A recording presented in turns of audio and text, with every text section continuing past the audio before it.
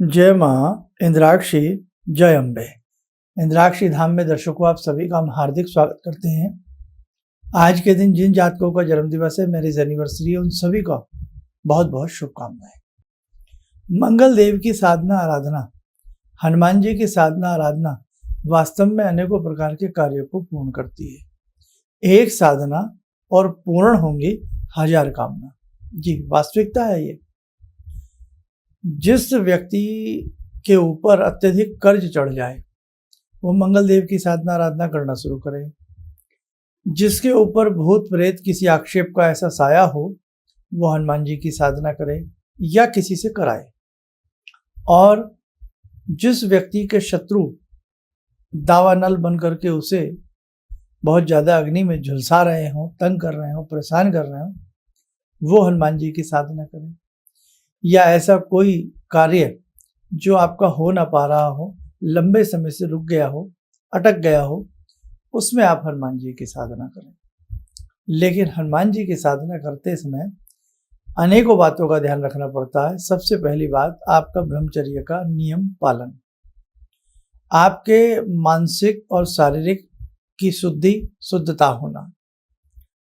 बहुत ध्यान से दो चीजें जिसने निभा ली, शुद्धता मानसिक तन की और मन की, और ब्रह्मचर्य तन से भी और मन से भी, तब आप हनुमान जी की साधना करने में सक्षम हो सकते हैं। हनुमान जी के अनेकों प्रकार के मंत्र हैं, शावर मंत्र हैं, अघोर मंत्र हैं, नाना भांति के मंत्रों को आप किसी भी मंत्र को अपने गुरु से प्राप्त करके तब उस साधना में आगे बढ़ेंगे, आपको विशेष प्रकार का लाभ मिलेगा। हनुमान जी की साधना पूर्ण करती है अनेकों कामना, इसमें कहीं कोई संशय नहीं है। और नियमित रूप से हमें अपने घर में बजरंग बाण हो गया, हनुमान चालीसा हो गई, या जैसे हनुमान जी के सावर मंत्र, हमने भी आपको अनेक सावर मंत्र हनुमान जी के बताए हैं, तो वो करते रहना चाहिए। प्रतिदिन समय ना मिले तो मंगलवार और शनिवार हनुमान जी की साधना करनी चाहिए। हनुमान जी को चोला जो चढ़ाता है, हनुमान जी उससे बहुत प्रसन्न होते हैं। चोला किसको कहते हैं? जो सिंदूर का लेपन किया जाता है वो चोला होता है।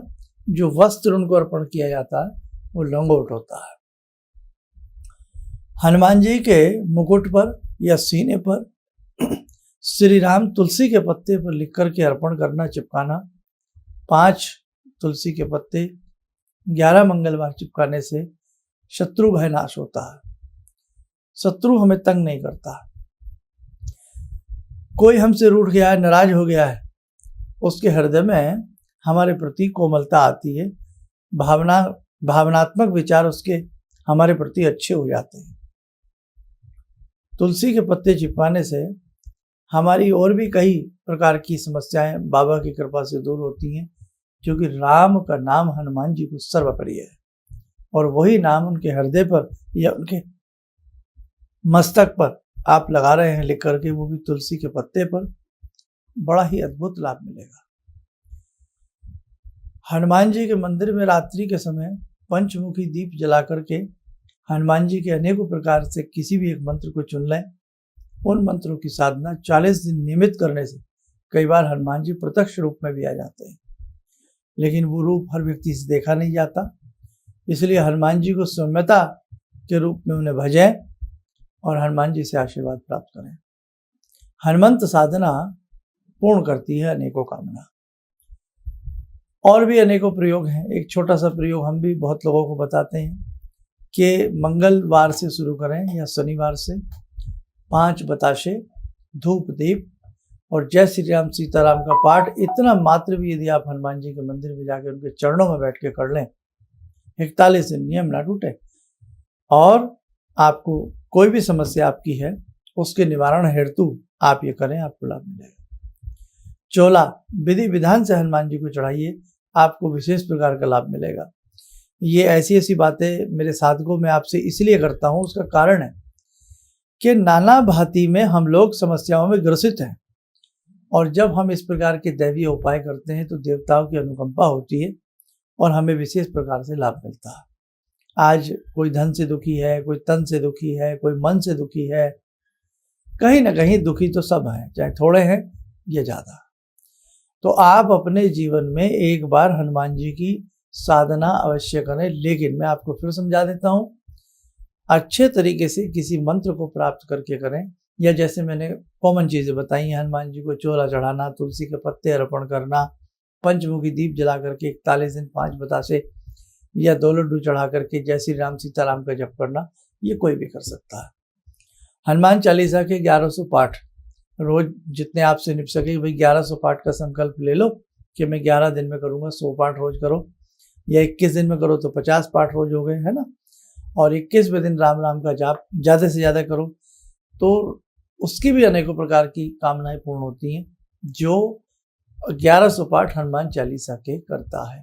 इसकी संपुट विधि भी होती है, वो फिर अलग होती है।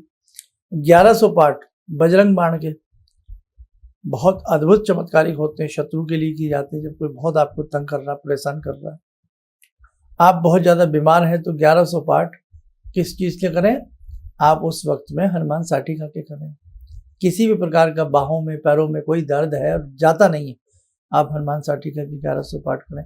1100 एक दिन में तो नहीं होंगे, डिवाइड करके करिएगा, शुभ दिन से करिएगा। ऐसे ही है वड़वानल स्तोत्र।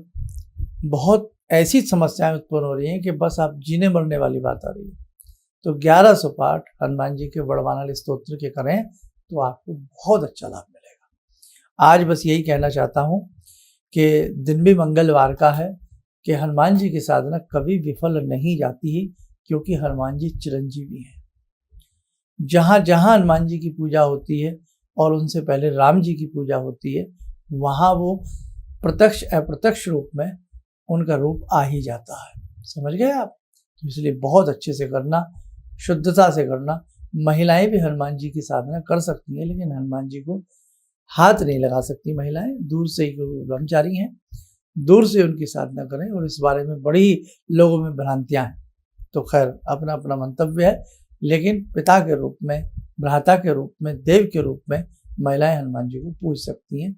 कहीं कोई ऐसी बेकार वाली बात नहीं है कि भाई ये हो जाएगा वो हो जाएगा। तुलसीदास जी ने स्वयं लिखा है हनुमान चालीसा में, जो कोई पढ़े हनुमान चालीसा, जो कोई, नॉट मेल नॉट फीमेल, कोई भी, एनीवन, है ना।